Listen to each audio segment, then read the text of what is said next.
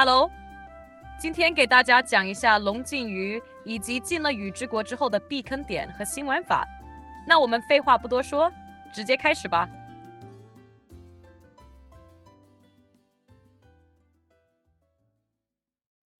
进宇之国之前需要准备的事情，大家应该都还记得吧？都快到 S3赛季了，经验和宝箱我就不多说了，还不会的赶紧去翻翻我以前的影片。想拿龙国称号的就赶紧冲，不想拿称号的玩家在完成赛季任务以后，统统留着秘境等宇之国用。小推车也是的，不要因为满108级了就可以放松警惕。我自己20几万的木额投石头，啪一下就没有了。龙之国的原初之心相比较泽之国来说，跨度会比较大，尤其是平民和科老之间的差距。首先是必须要达到的坎，也就是经验获取加成，分别是680、920以及1200。泽之国赛季末只拿104的玩家，这一次至少应该达到680的档次，然后根据自己的干度、刻度以及养成水平去选择拿740的升华以及860的翻倍。920基本上就是中刻的水准了。由于我龙之国没考虑拿称号，所以在成功进仙州的炼狱以后，就没再继续提升我的养成评分。原初之心也固定在800，加上上个赛季的205原初之心，总共是1005，激活了升华的加成。通常情况下，拿龙国前10称号的玩家基本都能达到1200的原初之心。根据当时在强榜的资源消耗，如果接近1280或者1440的话，也可以稍微再提一提养成评分。还有就是，大家一定要记住，不要刻意去拿除了经验以外的其他档位，只有当你的原初之心比较接近的时候，才考虑其他档位。同时也不要刻意去梭哈资源去拿更高档位的经验加成，哪怕是在包包里面的，只要到了你预期的档位就可以停了。因为我真的不希望大家温暖的 money 变成了冰冷的经验+2。介于龙之国通天塔的难度来说，95%以上的玩家基本上都会在宇之国开放的当天，需要回到通天塔，利用阶位压制进行速通。不过要注意的是，像走格子以及推箱子这种，也要全部完成才行。没开完图的小伙伴可以提前去商店多买点黄金甲虫，因为像古代石堡、神庙遗迹、藏经洞窟等，在通天塔中是不会被阶位压制的，所以部分玩家可能会出现卡在这几个项目的情况。由于新赛季的交易型会自动清除所有旧赛季的装备碎片，所以如果你发现你属于这一类玩家，要么等到宇之国第一副本碎片价格降下来以后卖碎片，要么退游。因为原本我打算拿开服的骑士号提前进宇之国体验一下的，结果发现打了1个星期了，还卡在这种不明所以的关卡，也就只好放弃那个号了。进了新赛季以后，依旧是老样子，领经验、点亮星象合约、开图、抽遗物，都是大家熟悉的操作流程，我也就不多讲了。就是要注意，抽遗物之前一定要确保自己已经开放宇之国，不要犯傻。通天塔还没开完就去开遗物了。相对于以前的区块式开图，宇之国的开图变成了开放空岛，不会像之前那样连续新开图。在地图中，空岛与空岛之间的距离也比较远，所以如果刚刚开图的玩家突然迷路了，也不要着急，很快就能适应的。前几个赛季的走格子和推箱子，在宇之国中变成了点亮水晶，只要与音乐台互动一下，然后跟着音符按顺序击打水晶即可。记不住的玩家可以录屏，相对来说更容易完成了。同时，以前的幻想阶梯也会变成机和冒险，整体玩法几乎没有太大的变化。由于陆服、台服及日服的联动不同，以及包括新玩家在联动后入坑的情况，所以这里伙伴的选择会有比较大的变化。正常情况下，3个伙伴选择增伤最明显的就好了。委托就是额外获得每日资源的设定，参与委托伙伴的等级越高，越容易大成功及获得额外资源。刷新期仅可以更换奖励，同时有几率蓝色品质变成紫色品质。通常不建议拿诚心刷新，因为奖励本身给的不多，还没有保底。花了500诚心，结果还都是蓝色品质的奖励，也是经常发生的。当然，运气好会出现传说品质的奖励，只不过我打了3周，只遇到过1次就是了。想要刷新的玩家也可以在刷新到想要的资源以后进行委托，然后继续刷新剩下的。在通关主线以后，会开启星海巡游，就和泽之国、金贝岛以及龙之国的通天塔一样，换汤不换药，大家知道一下就可以了。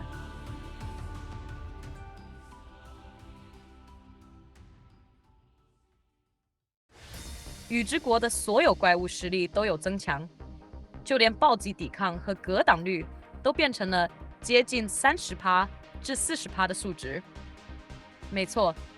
对于输出职业来说，不仅要面对30%的格挡率，还要面对40%的抗爆率，也就是要满暴击至少需要达到140%的基础暴击率以及40%的精准才行。我做这期影片的时候，宇之国的国度都已经打通了，平时还要带洞察增加自己的暴击率。不仅我家榜1的暴击率只有95%，就连界域的榜1暴击率也都只有116%。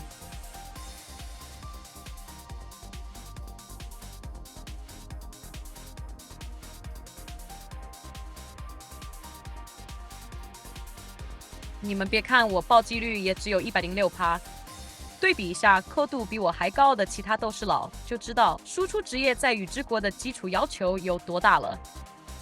这些斗士个个都是在界域挑战赛在我之上的玩家，在副本当中的实际暴击占比也只有不到1半而已。所以我会推荐普通的输出职业平民，在进入宇之国之后，按照刚进泽之国的技能搭配思路，带好你的战意沸腾和魔力涌动。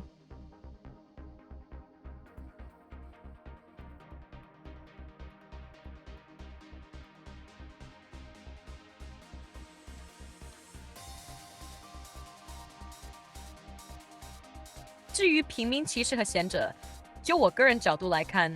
可以完全放弃暴击率这个属性了。自己辛辛苦苦累积的暴击率还不够抵消怪物的基础抗爆率，就算带上暴击，秘法也只有10%到20%左右的暴击，还不算那近40%的恐怖格挡率。算下来，平民就算带了增加暴击率的技能，也只有8%至16%的实际暴击率而已。不知道在这点上面大家是怎么想的呢？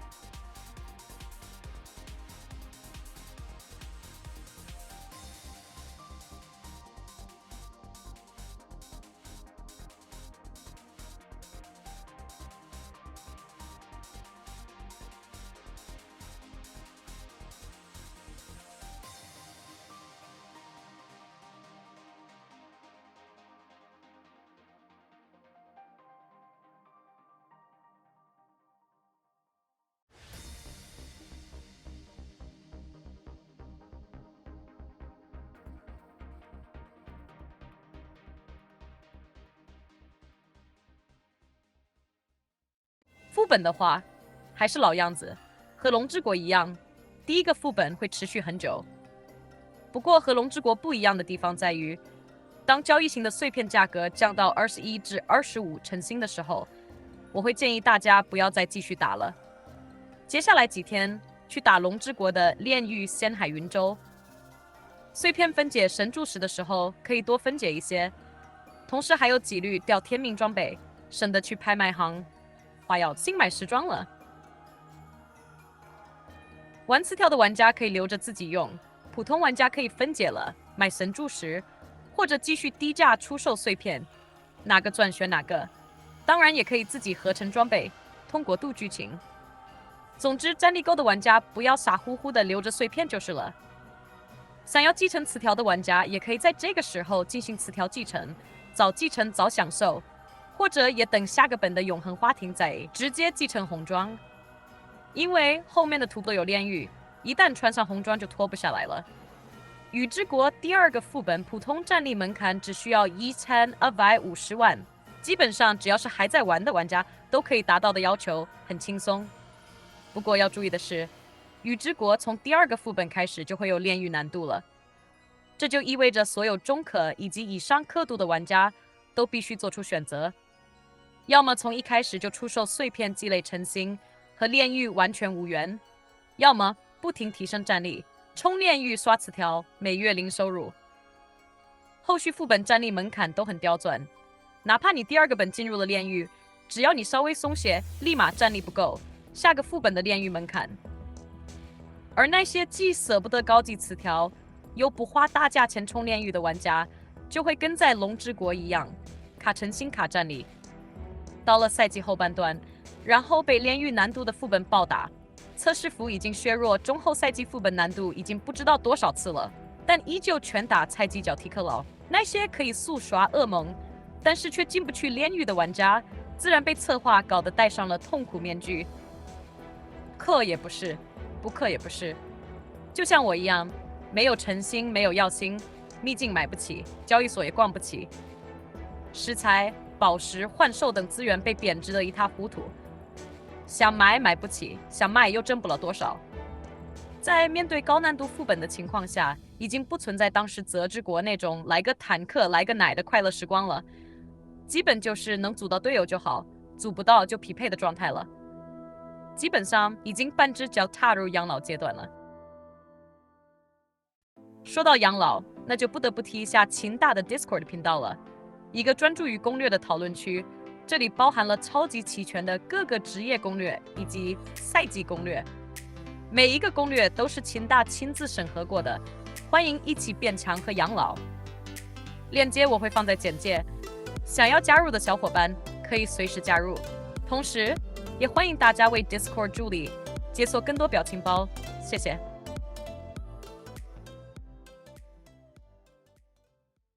那既然都说到诚心了，交易所肯定也不能少。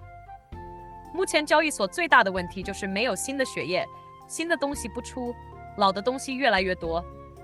和龙之国一样，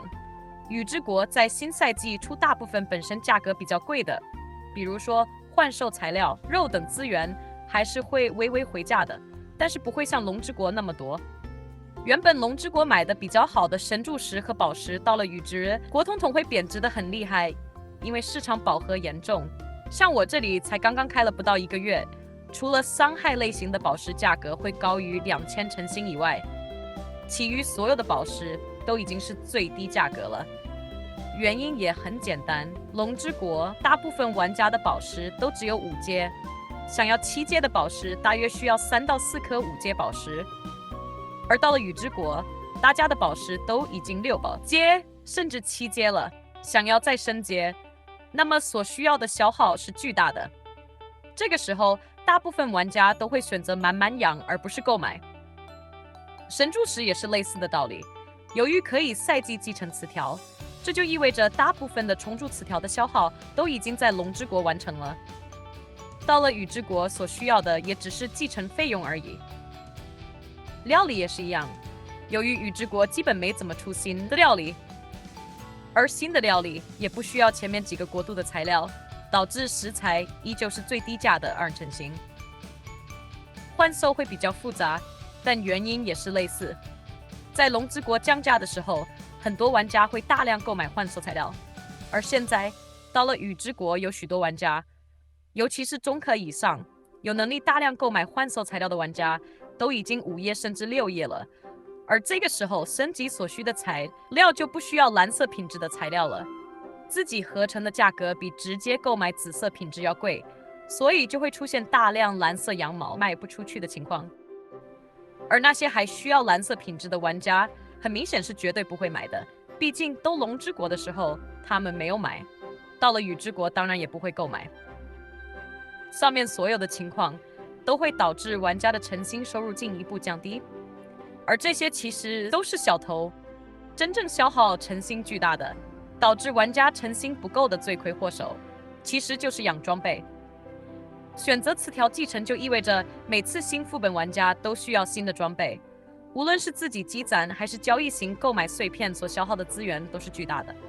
一个红装碎片是50诚心，就算是金色也要30诚心，也就意味着无论选择那个方案，你都会损失大约15000到25000的诚心收入。而拍卖行虽然便宜，但花费的是自己的真金白银，而且全套也要大概5000到2万左右的药薪，取决于装备品质。哦，对了，继承的装备还会消失，不能变成碎片或者神柱石继续销售。那么账我已经给大家算得差不多了，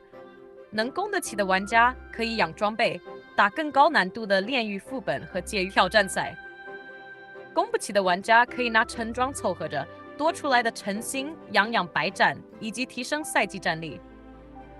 白战和赛季战力属于2种完全不同的玩法，没有好坏。以后有时间可以单独出一期聊聊，这里我就不推荐了。小推车还是跟龙之国一样的升级顺序，不过商店不能像龙之国那样购买很多次了。我自己每天只刷新2次的情况还不能全部扫空，不然遗物和装备就没金币了。至于买几折的，还是要看自己秘境购买次数了。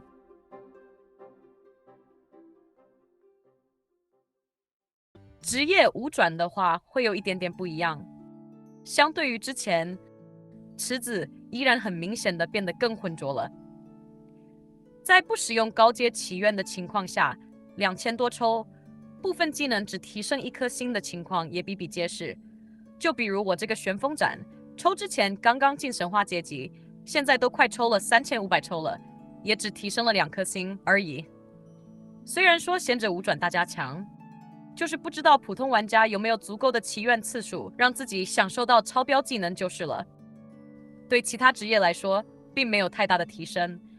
就我目前的技能搭配，也都完全没有用到一个5转技能。不仅本身技能机制比较弱，技能阶级还不高。不过有一说一，5转增强了斗士连击流的体验，骑士光骑以及格挡骑士的体验，包括贤者召唤流的体验。不过实话实说，虽然增强了体验，但是就我目前观察下来的情况来说，除了贤者以外的其他3个职业的玩家，在副本中依然使用的都是4转技能，甚至术士最好用的技能还是3转技能，再加上骑士的神魂必有吧。不过大家也不要太担心了，像我平时组队的时候，大部分伤害依然是术士打的。这个术士战力比我的低几百万，基本上是同战水平，但是还是能感受到不同职业的优势所在。打个比方好了，如果把怪物的抗爆和格挡联系起来，大家就会发现术士本身不带暴击率，但是这个职业的精准可以更容易让怪物丧失格挡能力。而斗士虽然有很高的暴击率，但是由于低精准，导致一旦被格挡，不仅暴击完全没有任何作用，伤害还会掉一半。大多数怪物都拥有35%以上的暴击率以及精准，这就意味着原本拥有40%格挡率就可以在龙之国横着走的斗士，现在也不好使了，或者说变相提升了骑士在所有职业中的坦度。毕竟其他职业的坦度下降了嘛。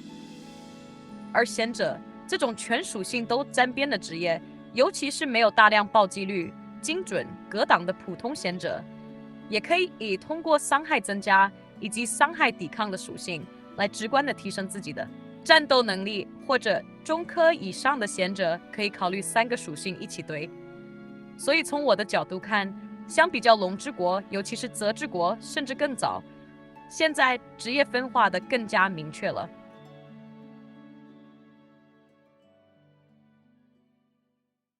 幻兽虽然我已经出了一期影片讲得比较清楚了，甚至还单独出了一个竹林仙君的影片，不过在这里我还是可以稍微讲一下的。我有注意到后面会有首领拥有一些比较变态的技能，比如几乎全屏的80%减伤，还能够持续3回合。这就意味着各个职业的团队配合更加重要了，进化、续航、出伤都变得更加重要了。有很多首领都有减伤盾，导致以前全队输出并全部使用晨曦天使的打法也不会那么好使了，因为很多时候3回合内能够解决的小怪，现在因为减伤盾的缘故无法迅速清理掉。雨之国的国度出现了很多会和 NPC 一起作战的场景，对于平民来说，这会强制拉长对战时间。也就意味着不仅选择诚心天使的玩家可以全额享受到暴击率以及精准的被动属性，选择了暗夜帝王的玩家也可以在有 NPC 抗伤的情况下放心的跌破甲进行后手出伤。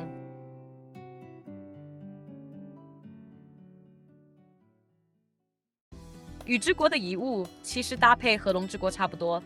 但是如果你赞同我在怪物抗爆上面的观点，可以考虑把百分比类遗物都换下来。如果你是一个骑士或者贤者，但坚持想要带暴击，那么我建议带暴击的同时再带上精准，并且使用晨曦天使来大幅度抵消怪物自带的高额抗爆和格挡。后面卡副本战力的时候，也可以单纯选择战力最高的遗物进行共鸣，像我这里换一个能增加4000战力，都换的话就是8万战力。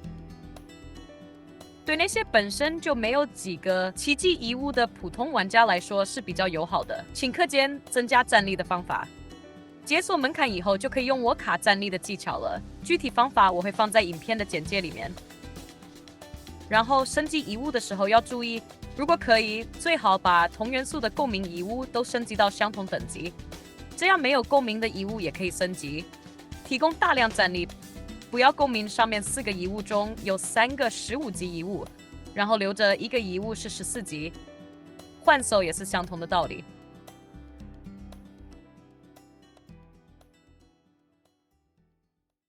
雨之国这个赛季持续时间为3个月，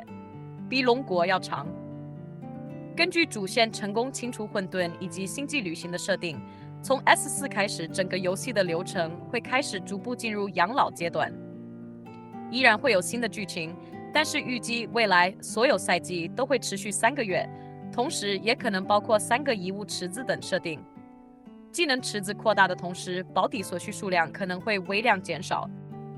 但预估低阶技能依然存在，会越来越难升阶的情况。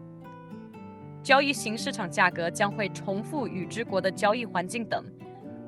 真正意义地实现了广告中的睡觉升级玩游戏概念。最后再说一说我目前的游玩体验吧，我可以很明显地感受到大幅度的玩家流失。明明雨之国合区后有8个区了，但是每天刷本已经基本上很难再出现秒组的情况了。新副本出的第1天，我甚至还得发好几遍的组队召集。再比如一直跟我在挑战赛的骑士大人也跑了，甚至当我在做这个影片的时候，榜2的术士大人也弃坑了。整体感受下来，有好的体验，也有不好的体验。不过总体下来，已经没有当时在3之国的乐趣了。在我看来，3之国的体验是最好的。那个时候我还是林克，其次就是泽之国了，因为赛季玩法的确挺新颖的。不知道大家体验下来，最喜欢的国度是哪个国度呢？欢迎在评论区分享你的体验。谢谢大家的观看，那我们下期再见吧，拜拜。